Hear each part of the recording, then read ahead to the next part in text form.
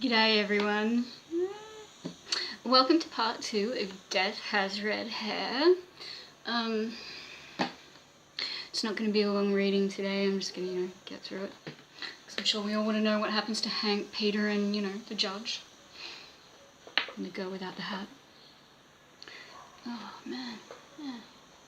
I don't know how to apply lipstick. Obviously. Anyway, let's get to it.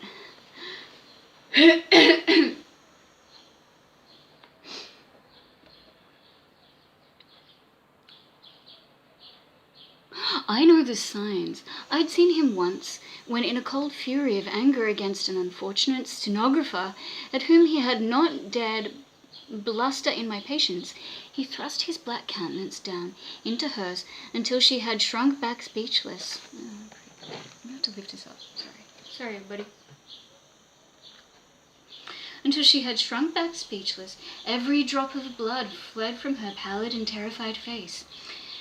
There had been something infinitely worse about that silent thrust of his thunderous gaze into her intimate nearness than a dozen bellowed curses. So now he looked up at Peter, and I knew that back of that concentrated fury Hank's might... What? Wait, something infinitely worse. About that silent thrust of his thunderous gaze into her intimate nearness than a dozen bellowed curses. So now he looked up at Peter, and I knew that back of that concentrated fury, Hank's mind was working with the alert subtlety of a writhing cobra, insinuating itself into the right position to strike. I began to tell myself that it was better to lose money than continue our law partnership much longer. Hank's faults had increased enormously since Edith's death. Peter disregarded the signs, not knowing Hank as I did. He knew, of course, that Hank was boiling over with repressed emotion, with hate and fury, but Peter could not believe even what he knew fought to his ingenious nature. There had been no sound reason for such ebullition of uncontrolled frenzy. She didn't like it when you uncovered her hair, Peter explained, with that straightforward simplicity that sometimes makes me despair, while simultaneously... I don't have any coffee left. While simultaneously admiring him. Who says she didn't like it? You damned young meddling cub. What do you know about women? It was a shout by this time, and Hank now stood beside his chair. You don't know anything about women, he bellowed, thrusting his face dark with fury at Peter, who involuntarily took a step backward, astonished. It was obviously Peter's first experience with Hank in full-grown rage. To prove what I say, I warn you now that when we get back to town, Magda, who you think is in love with you with your yellow hair and blue eyes, will drop you like hotcakes, you young fool. Peter's face wore the hurt look of a dumb animal which suffers your blows but refrains from striking back. Refrains from striking back in its own way, because it is, after all, constituted along some lines of inner stuff that revengeful human nature can always boast. I saw that he blinked hard once or twice. Then he spoke. Then, when he spoke... Where am I up to? When he spoke, it was in such a gentle voice that I, in turn, blinked rapidly, for it did not sound like the healthy, self-controlled voice of youth. Self-confident voice of youth. I don't think it's just, fair to Magda to bring her into this, Walters, said Peter in that low, almost ingratiating voice. Really, we were discussing... I'm telling you that you think you know women and imagine her in love with you. You don't know a damn thing about any women, least of all my ward. I can twist her around my finger, I tell you. And when we get back to the city, I'll see to it that you get your conge so swiftly. Walters left off, chuckling saturinely to himself, but his loose lips curled with cruelty, and his narrow black eyes never left off that fixed stare at Peter's young blonde manliness.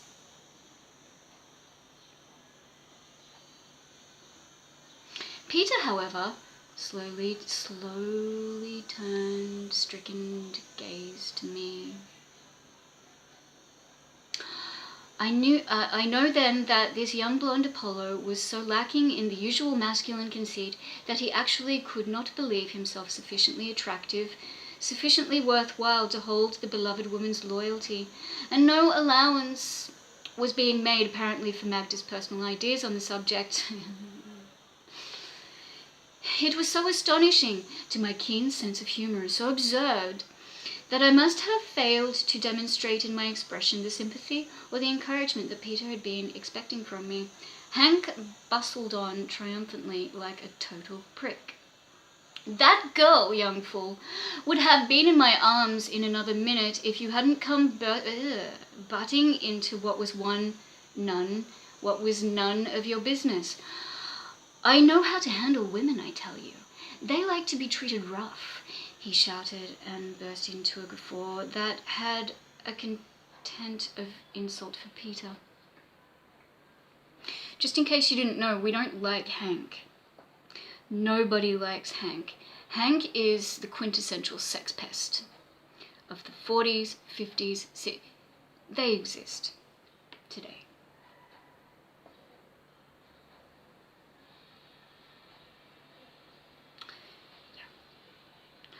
I saw that the boy coloured. I knew how tenderly reverent were his thoughts about his sweetheart. For once in a while he had dropped a chance remark that made me love him for his fineness. Hank had dug in deeply when he made that final observation. "That girl," all at once cried out Peter, as if he could not contain himself. "That girl would have killed you if she'd had a knife or pistol handy when you tore away her cap and tumbled her glorious hair down over her shoulders. Didn't you see how she tried to push it together and cover it with her hands?" For a moment my partner's dark mood lightened. A reminiscent smile flickered about his loose lips, drawing them into an expression of complacent irony. Kill me, would she? Perhaps, but with kisses, fool.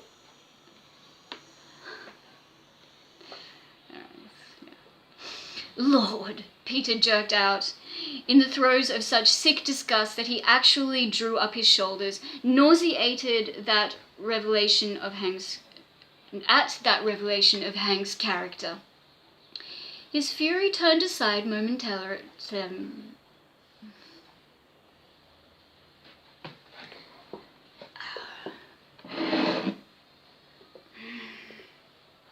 Dregs.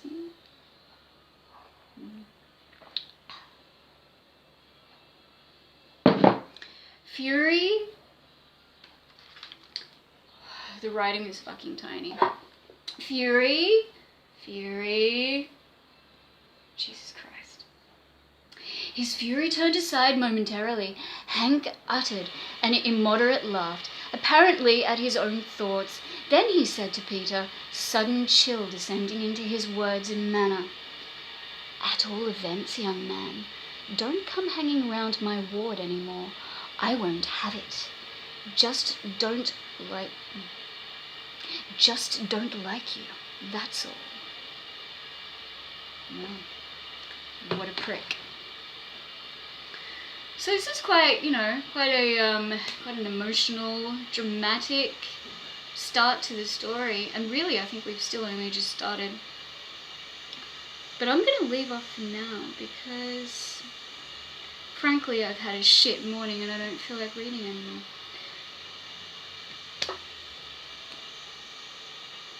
Speaks for itself. But yeah, I am really enjoying this story. Hank is the ultimate villain, clearly. Peter is the ultimate, Adonis, Apollo, young, virtuous man in love with Hank's ward, who Hank has creepily just admitted that he was going to have shenanigans with at some point. probably against her will. Yeah, so Hank's delusional, Peter's virtuous, and the judge is just sitting back watching at this stage. I guess he's just a storyteller. Yeah, every story needs a storyteller. Fuck. I need to shut. I hope you enjoyed this second part. I don't know, I didn't read much. Maybe I could go for a couple more minutes. What do you think? What do you think? Let's have a look. Let's read a little more. I don't even know where I'm up to. Okay, yeah. No. Let's leave it to... No. No, we'll leave it for tomorrow. We'll enjoy a nice break from today. I don't like this pink lipstick. I don't know, it's just not dark enough. It doesn't pop on my face. Also, as you probably already noticed, I'm really not very good at putting makeup on. Never have been. I was good at wearing the goth makeup, you know, way back years ago, but maybe that'll be my next playing makeup like an idiot tutorial, because those are a thing now. You know, in the now what is classic tradition of me not keeping things together and branching off into, you know, whatever the fuck. It's gotta stop. So maybe now I'll just focus on the, you know, 10 million different things that I'm doing at the moment, and we'll keep it at that for the time being.